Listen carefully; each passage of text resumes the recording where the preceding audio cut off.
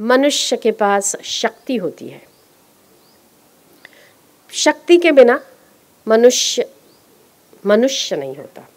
शक्ति किसी भी प्रकार की हो, अच्छी या बुरी, शक्ति शक्ति ही होती है ना, देखने की, सुनने की, समझने की, ये क्या शक्ति ही तो है। भोजन करने की शक्ति, स्वास्थ्य की शक्ति, सफलता की शक्ति, धन की शक्ति, जन की शक्ति, कलम की शक्ति, कितने प्रकार की शक्तियां हैं। पैसा कमाने की शक्ति, सूझबूझ की शक्ति, ये सब शक्तियां हैं।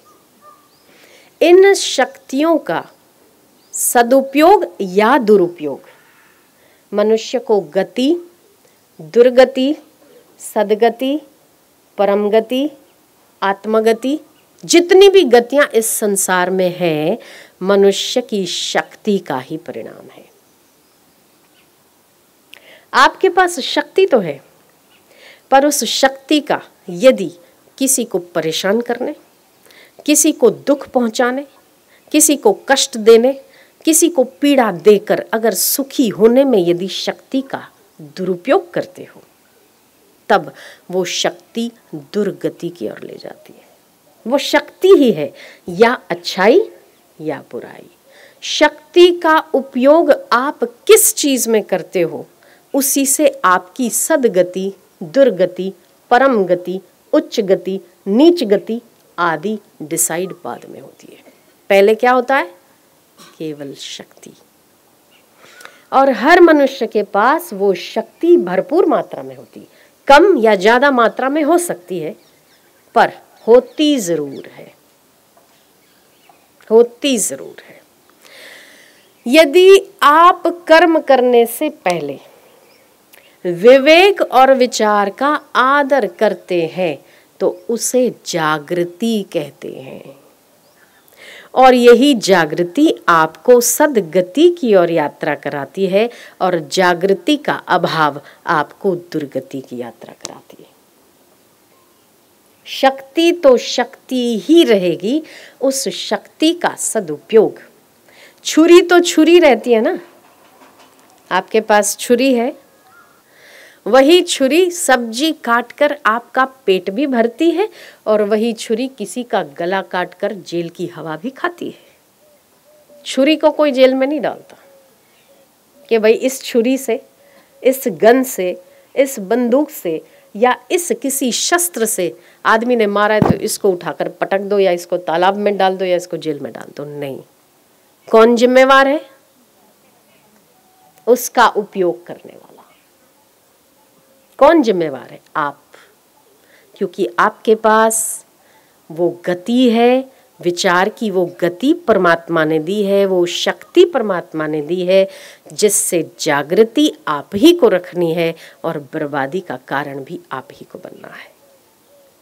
तो आपके पास मिली हुई शक्ति का सदुपयोग यदि होता है तो सदगति प्राप्त होती है, परम गति प्राप्त होती है, उच्च गति प्राप्त होती है। उसी शक्ति का यदि दुरुपयोग होता है तो नीच गति, दुर्गति, कुसंगति आदि आदि आदि आदि जितनी गतियों के नाम है वो प्राप्त होते हैं।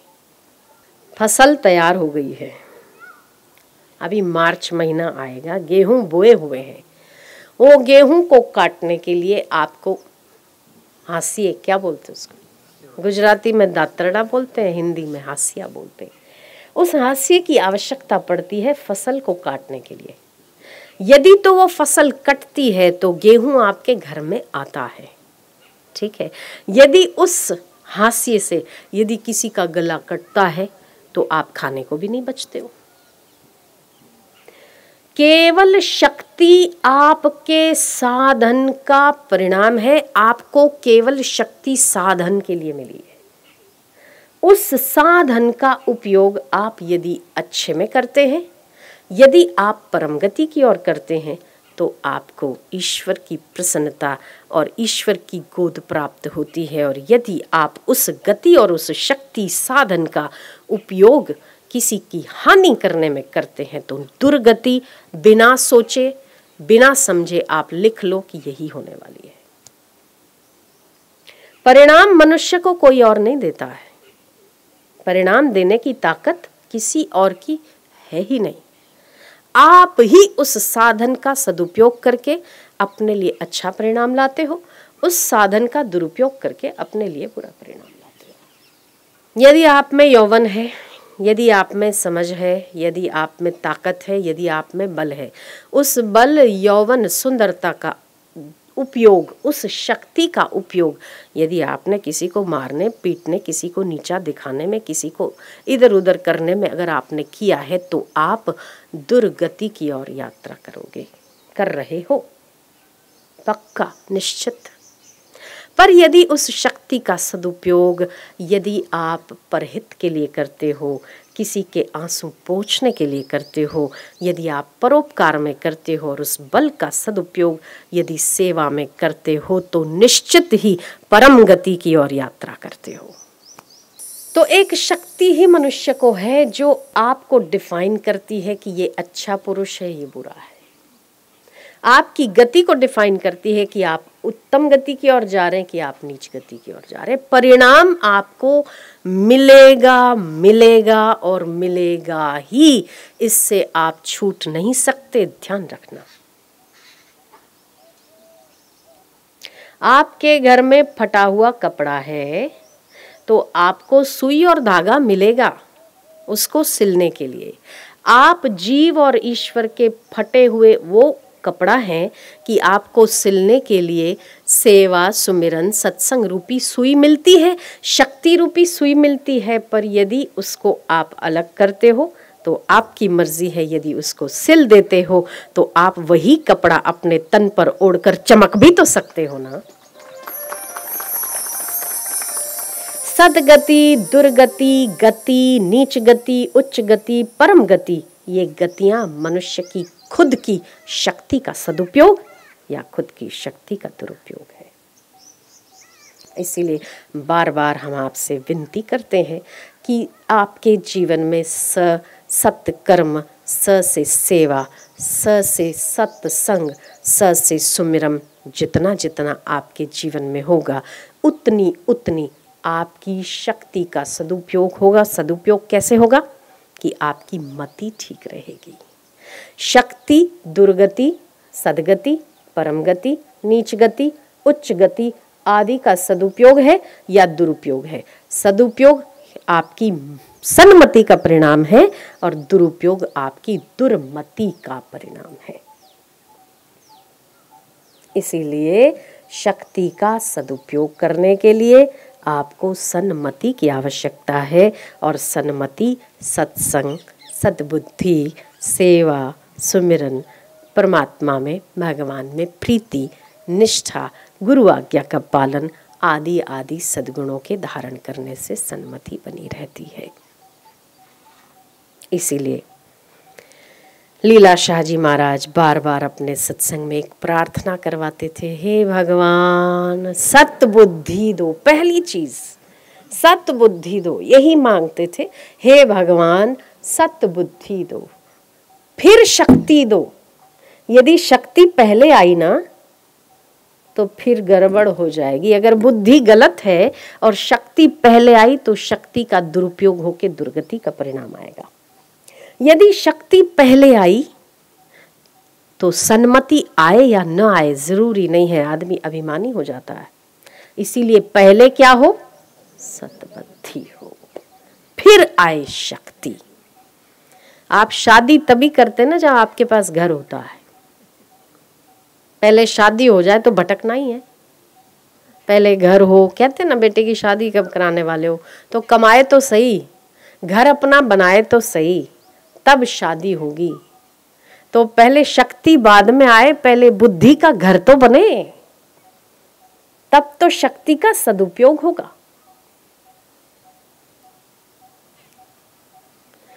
आप घर बना रहे हैं, घर के पहले आप फर्नीचर और सामान ला के ऑर्डर दे के रख देते हैं और उसको बता देते हैं ये मेरा प्लॉट है, इसमें मेरा घर बनने वाला है। सामान आएगा तो रखोगे कहाँ, कहाँ रखोगे? घर तो बनाना पड़ेगा ना सामान के लिए। फ्रिज ला दिए, टीवी ला दिए, फर्नीचर ला दिए तो आप पागल माने जाओगे, लोग हंसेंगे आपके ऊपर। उस सामान को क्या आप लेके सड़क पर सोओगे? तो घर चाहिए ना सामान के लिए, ऐसे ही शक्ति को लाना है, शक्ति का उपयोग करना है। उस उपयोग के पहले क्या चाहिए? सद्बुद्धि चाहिए।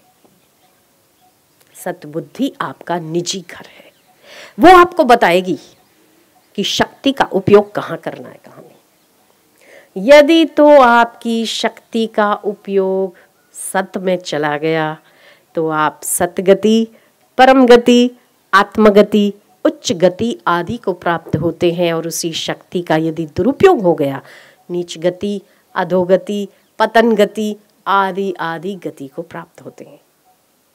शक्ति वही रहेगी, इसमें शक्ति का कोई दोष नहीं है।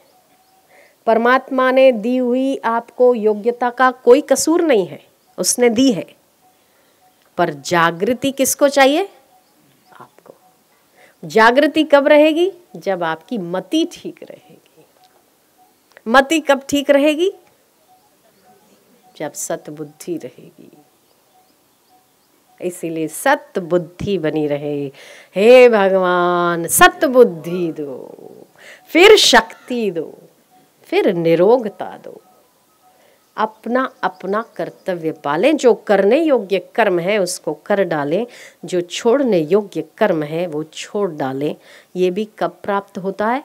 सतबुद्धि होगी तब।